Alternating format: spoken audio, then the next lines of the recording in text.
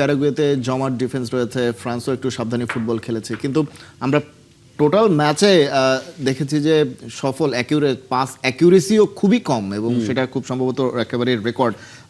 মাত্র 54% পাস সফল করেছে প্যারাগুয়ে। এটাও একটা রেকর্ড। ফ্রান্সের ক্ষেত্রেও তাই, আসলে খুব ভালো পাস অ্যাকিউরেসি ছিল না এই ম্যাচটাতে। সেটার আসলে কারণটা কি? সেটার কারণ এগেন ওই যে একটা দল যখন আপনার সঙ্গে এরকম নেগেটিভ ফুটবল খেলা শুরু করবে তখন আসলে আপনার গেম প্ল্যান কাজ করবে না ঠিকঠাক মতো। সো ফ্রান্সের যেটা ধরুন তাদের যে ন্যাচারাল ফুটবল সেটা তারা এই ম্যাচে তো খেলতে পারেনি। তাদের ফুটবলটাই হচ্ছে কি ধরুন বল পজিশন এবং দ্রুত বিল্ড আপে যাওয়া, অ্যাটাকে চলে যাওয়া, উইং ব্যবহার করা, কোনোটাই ফ্রান্স ঠিকঠাক মতো করতে পারছিল না এই ম্যাচে।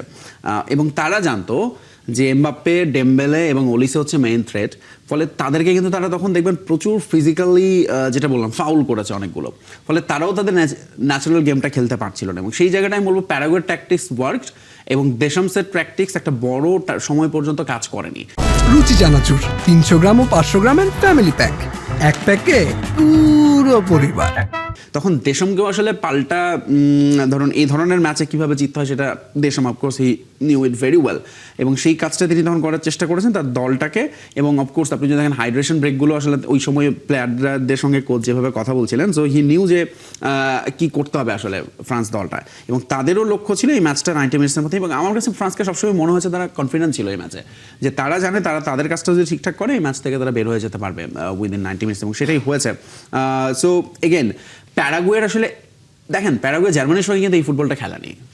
এখন প্যারাগুয়ের তখন ওই কিন্তু বেশ প্রশংসাই হয়েছে তাদের ডিফেন্সিভ, তাদের স্ট্র্যাটেজি, তাদের জমাট রক্ষণ সব কিছু নিয়েই। কিন্তু এই ম্যাচে তারা এটা কেন করতে গিয়েছে? কারণ তারা জানতো যে এই দলটা জার্মানি নেই এবং তাদেরকে এইভাবে আটকানো যাবে না শুধু ডিফেন্সিভ ওয়াইজ খেলে। তাদের সঙ্গে যদি প্যারাগুয়ে জিততে চায় তাহলে তাদের সবটুকুই দিতে হবে, এবং সেটা হচ্ছে তাদের এই ফিজিক্যাল চ্যালেঞ্জটাও ছুড়ে দেয়, এবং সেটাই তারা করার চেষ্টা করেছে, কিন্তু শেষ পর্যন্ত সফল হয়নি।